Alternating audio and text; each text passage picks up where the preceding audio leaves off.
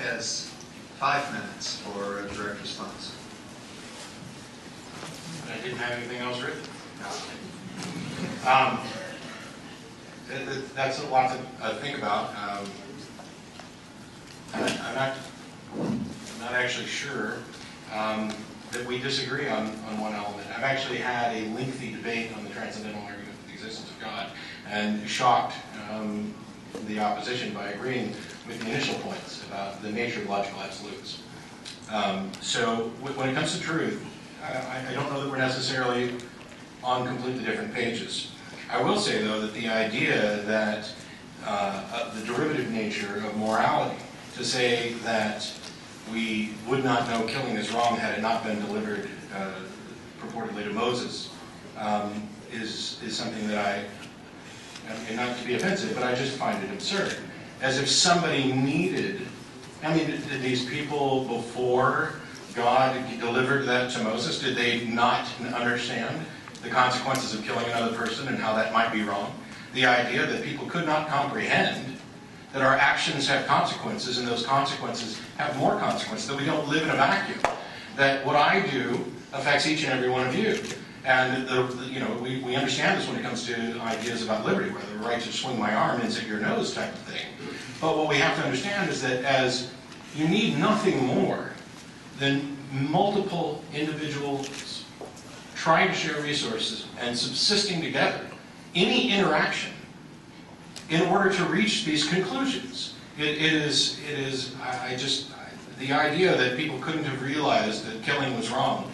I would argue that even the Bible contradicts that, in that when Cain slew Abel, clearly he knew it was wrong.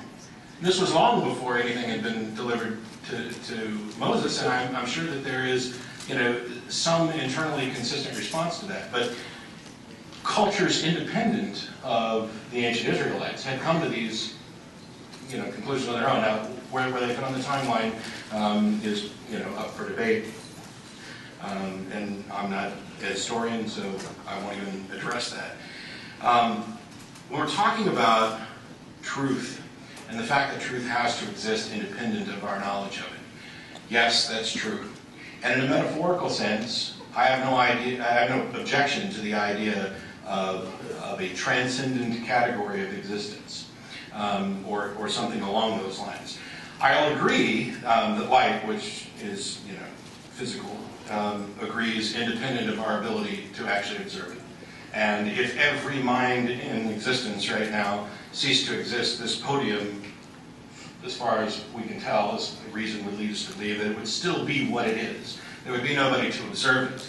And when we discover things in the universe, this is a process of inquiry and investigation, where we have discovered something. And the existence of that thing is independent of our ability to perceive it or understand it. I mean, it's not like you didn't exist before we met today. And I would think that it would be preferable to view this nebulous idea of truth as an emergent property of the natural state of the universe, much in the same way that we can view consciousness as an emergent property of the brain, or wet as an emergent property of water. How many molecules do you need before you have wet? What is wet? This is something that's incredibly difficult to grasp, and then that's not just a pun. I mean, the idea of how much of this do you need? The sand paradox, how many grains of sand do you have to pull before there's not a pile? The pile is conceptual. Wet, though, is not conceptual. Wet is a physical interaction, and that's the key. That what we're talking about when we talk about morality is the interaction.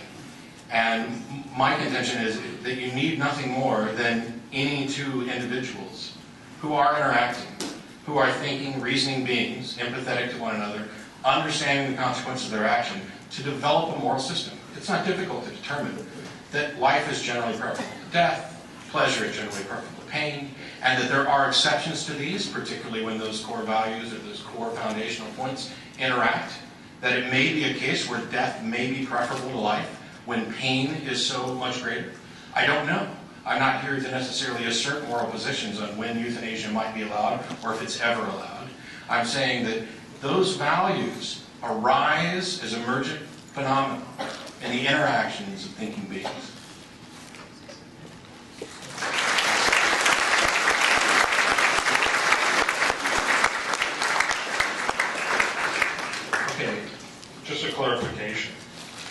You know, I did not say killing is wrong because we know killing is wrong because Moses came down from the mountain. And understand that as narrative, okay? I'm not a biblical literalist, I'm not a fundamentalist at all. But I do believe that narrative is the ground of culture. I don't even believe philosophy is the ground of culture, okay? And I'm not a historicist, although I love history. I believe that narrative is the ground of culture. And I believe that truth enters the world through a word when it's spoken.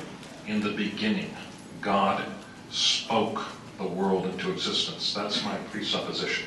Okay, and I'll tell you that. And that's why I think debates like this are very, very important.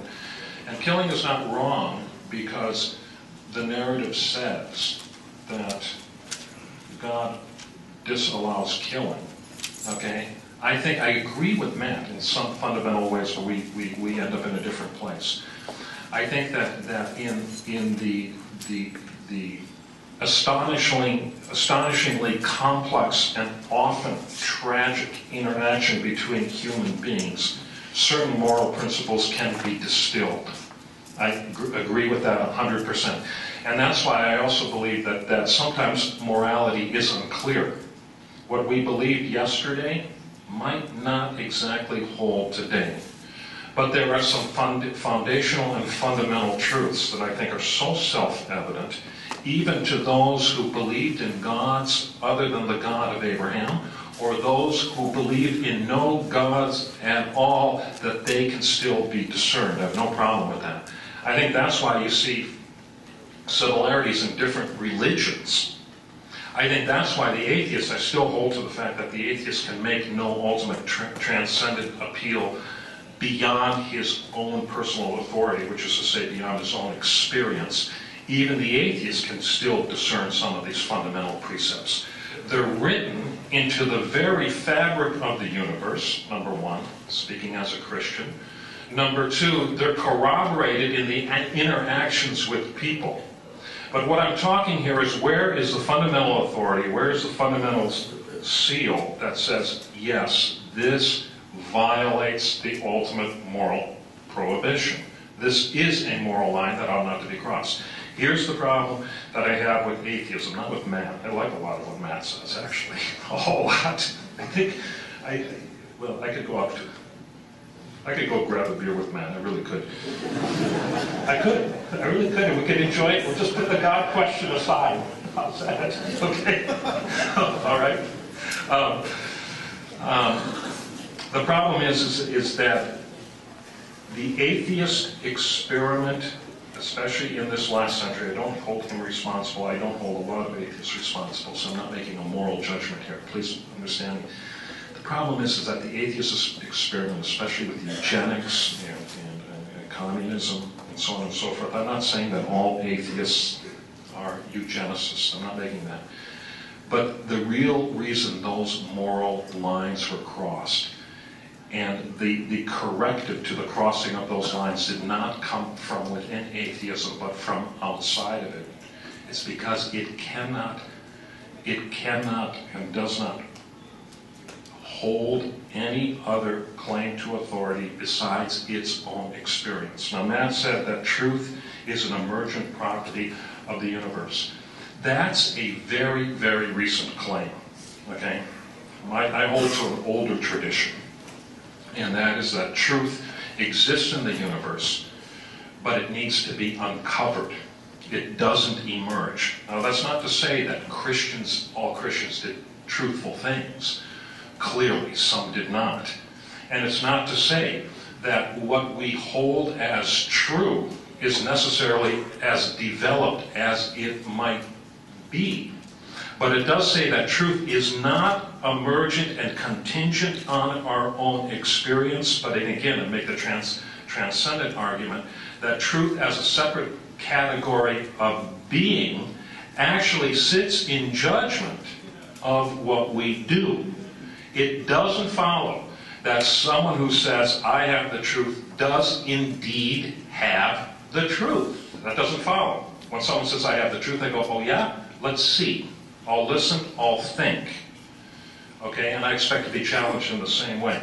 it does say that truth as a separate category of being, okay, requires, in the end, our wrestling with it and submission to it. Now, here's where I differ with the atheist, is that I don't believe either. Perhaps 30 more seconds? Oh, 30, sorry, I wasn't watching, okay. Truth, I think, too, has it's not only, I talk of it as a category of being, but I also think that truth has a personal dimension. I'm a Christian. But truth is not something you see. Truth is something, first, you hear.